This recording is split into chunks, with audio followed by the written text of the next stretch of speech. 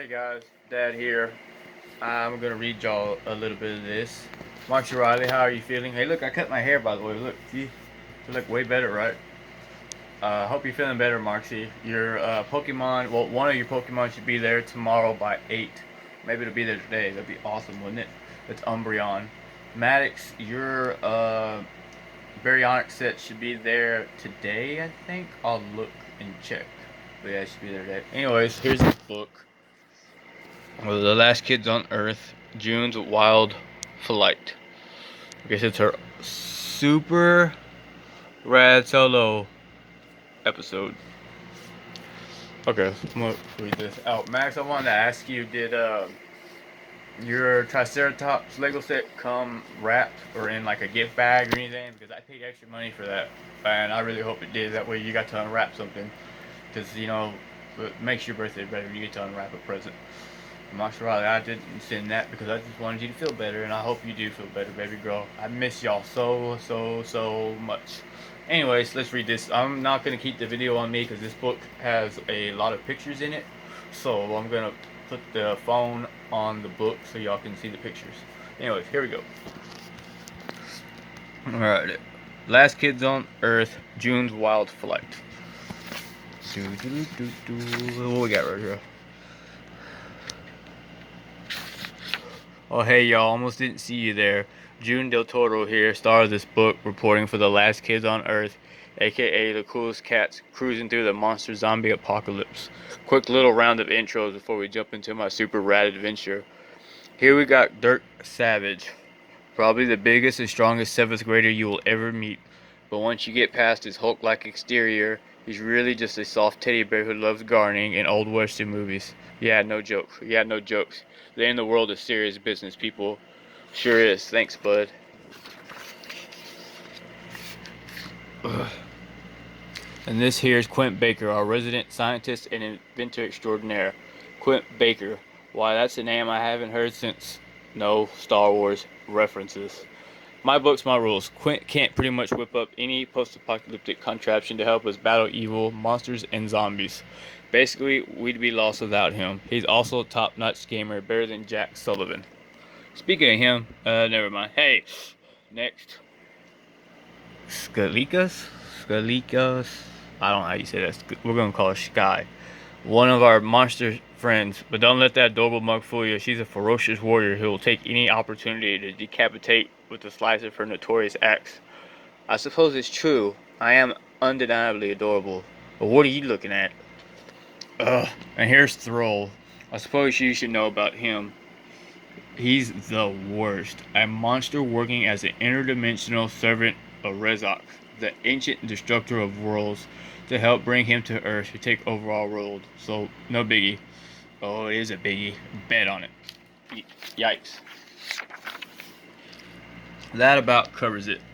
You'll meet some of our other monster friends and enemies along the way and catch up on the whole story so far. Plus, there will be a zombie encounter or two. It's gonna be a wild ride. Is it time for me yet? It's not page 7 Globlet? Cool. What you doing, an intro thing? Bye now. Buckle up, take a deep old breath, and away we go. Hey, wait a minute. June gets her own book before us? What gives? Dude, nobody wants to read about your vegetable garden. Chapter 1. That's me. Not the giant ogre, beneath the giant ogre. The girl in the driver's seat of the oversized bumper car. The legendarily heroic girl about to get eaten. My name is June Del Toro, and I had a good life while it lasted. For a while, my claim to fame was that I was the first 6th grader to be editor-in-chief of my middle school newspaper, the Parker Gazette. Of course, that was before the monster apocalypse. These days, there's no more school, no more newspaper, or no more lots of stuff. Now my claim to fame is that I'm the bravest girl on the block. To be clear, it's no great achievement. I'm the only girl on the block. Proof of bravery, you ask? I regularly exchange blows with evil beasts, lock horns with zombie hordes, and make mincemeat out of evil monsters. And here's the topper. I live in a treehouse with 3 middle school boys. Yeah, it gets gross. but it's generally pretty rad because they're also my best friends in the whole world. Jack Sullivan, Quint Baker, and Dirk Savage. And we have a crew of good guy monster buddies who live at the local pizza joint next door. We spend most of our time competing in our post-apocalyptic pickup truck and having Nutella sandwich eating contest. Also battling evil forces from another dimension that are trying to take over our world. And yep, in case you were wondering, that happens a lot. Like I said, it's been a pretty good life. I've seen, done, and eaten more weird things than like 92 kids my age, but it's not perfect. I miss my parents, especially my dad, because my dad's the best. Did he say that in there? I might have added that part. Although that's mostly okay, because I know they're alive and out there somewhere. And I miss getting to break big news stories at school, like orchestra recital canceled, parents, students, teachers all equally ecstatic. The other not so perfect bit, an extreme evil power mad monster named Thrall is assembling an army of skeleton soldiers to build something called the Tower. It's part of his plan to summon the ultimate endgame evil, Razak, the ancient destructor of worlds. So yeah, that's pretty lousy. But not as lousy as being eaten by a giant beast, which is about to happen. So you know what? With the milliseconds remaining before I'm swallowed whole, let me explain how I got here. 7 minutes earlier. Bring it on. What is it? Wakefield Mudfish? Wakefield Mudfish. I stood alone at the center of the old sunshine roller rink, tense and alert, ready for action. Suddenly, vroom! The roar of revving engines filled the air. A dozen doom carts, souped up bumper cars built to fit monsters like our boom carts, but bigger.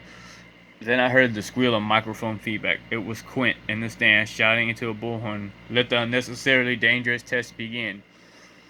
I think Quint's the inventor guy. Is that who he is? I think so. Jack and Dirk were next to Quint, and they all had a front row view of the action. I was a guinea pig for this unnecessarily dangerous test, which was fine with me because it was my idea in the first place. Also, I love guinea pigs. Dirk was gulping down beef jerky while Jack watched the action through a pair of goofy, high-powered binoculars. If I were writing a news story about this, I'd give it a headline like "Local Skating Rink Home to Hijinks. Brave Guinea Pig Girl Tells All." I was just realizing that guinea pig girl sounded less cool than I intended when my thoughts were interrupted by screech. Doom cart tires. Then from the wings of the skating rink they came, monsters. Which sounds bad, but it's only half bad. There are monster friends, so that was good. But they had instructions to run me over. That was bad. I braced myself. 40 monsters atop 40 doom carts came roaring at me. First one to take out the human June is the winner. Second one to take out Human June is very unoriginal. The monsters were bashing and smashing each other. Two doom carts spun out and another nearly flipped. And I was standing there waiting. My heart was beating so fast it was like there was an engine in my chest. Fern was the closest to me, so Sky rammed into her. I can't read that freaking name. Skalika? We're just gonna call her Sky. Or Skay. Sky. I like Sky better. Fern shrieked as her doom cart spun out. Sky cackled, "Now I am winning," and gunned it towards me. "Whee!" cried Globlet from Sky's passenger seat. Globlet's way too small to drive, but she didn't want to be left out. That's Globlet. What the heck is that thing? Looks like a ball of silly putty. Lives in pepperoni drawer at Joe's Pizza. This is more fun than when I got to be the ping pong in Jack and Dirk's Ultimate Ping Pong Championship. Adorbs. That's what it says. It says adorbs. "Come on," I muttered as the action drew closer and closer to me. "Come on." "June," Quint yelled, "pull the ignition cord on your backpack." "Nope," I thought, "not yet." "June," Jack shouted, sounding a little bit panicky. "If you're trying to be a show-off, don't. I'm the show-off. I have all the showing off covered, and I'm not even that good at it." I caught Jack's eye for a second. He looked ready to rush out and join me. I gave him a quick shake of my head. Not yet. This was going to work. I knew it. A dozen monsters were bearing down. I could see the glint of Sky's axe slung over her shoulder. Soon I'd feel the heat of her breath. And the stand, Quint was freaking out. "June, this is not going according to plan." But I still didn't move, because I didn't want this to go according to plan. And here's why. To prevent our dimension from falling into the hands of ultimate evil, we need to defeat Thrall and stop the tower. And to do that, we'll have to venture out into the unknown. And I'm pretty freaking sure that out there in the unknown, things won't always go according to plan. So we're going to need to be ready to improvise, to handle the unexpected. That's why I waited until the last possible moment. Sky was nearly upon me. And yeah, Sky's my friend, but she's also a ferocious warrior, and I'm pretty sure she would not lose a combat contest on my account. But still, I didn't flinch. I saw everything of what felt like slow motion. I saw Dirk in the stands, his jerky forgotten, lips pressed in a firm line. I saw Rover next to him, burying his head in his paws. I saw Jack, mouth open, saying the same thing I was at the same time. Now, I yanked the cord of my backpack, and there was a loud snap, boom. The pack's top exploded open, and a metal shield burst out. It was instantly unfolding, a swinging mechanical thing, pieces connecting together until it formed a half-moon shield atop my forearm. I swung the shield just as Sky's doom cart was upon me. And repel! Eek! Surprise! It worked! I exclaimed, gasping and grinning. The surprise shield worked. That's not much of a shield. I mean, that's a car. What is that shield gonna do? The momentum of that car would turn her into freaking a red mist of blood. Anyways, that's probably a little bit too intense for children. And I mean, I knew it could work, but holy moly, I can't believe it worked. And man, oh man, I cut that close. Vroom! I couldn't lose focus. Spinning back around, I saw the next doom cart nearly upon me. I slammed the shield into the ground as I dropped to one knee and clang! The doom cart hit the shield and drove up it, straight over my head. Okay, she must be a superhero. She's the girl Superman, because, I mean, no way. That's it, Jack called, vaulting over the walls into the ring. I'm coming in. Dirk hurled himself into the arena after him, and Quint followed. Just couldn't watch from the sidelines, huh? I shouted. No way, you're having all the fun without us, Dirk barked as he skidded to a stop beside me.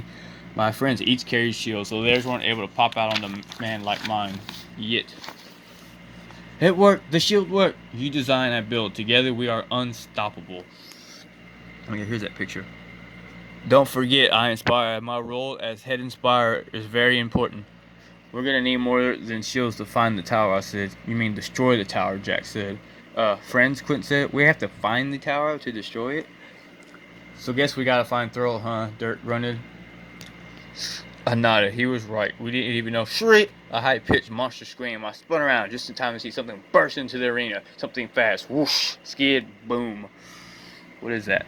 It's a bull. There's a bull. Look. What is that thing? I yelled, ducking down. It looked like a living, breathing rocket, Jack shouted. The creature was just a speedy blur, like a bee trapped under a glass, ricocheting from one side of the rink to the other. And then a crashing and a crumbling, and Sky shouted a word I'd never heard before. Rifters. Scavenged armor. Serious helmets. Looks like Iron Man. Terrifying ogre monster vehicles. Glowing eyes. Steve Gas is ugly. Rifters riding ogres. I don't know if I said that. Okay, I'm going to stop there because that's a lot. But if y'all want me to continue reading it, let me know. And I will. Anyways, I love you guys. I miss you guys. Marcy Riley, I really hope you feel better, baby. I hope your toy comes in today. If not, it'll be there tomorrow. Max, I hope your toy comes in today. If not, it'll probably be there tomorrow. I love y'all. I miss y'all. I really, really want to see y'all soon. Bye, guys. Love y'all. Bye.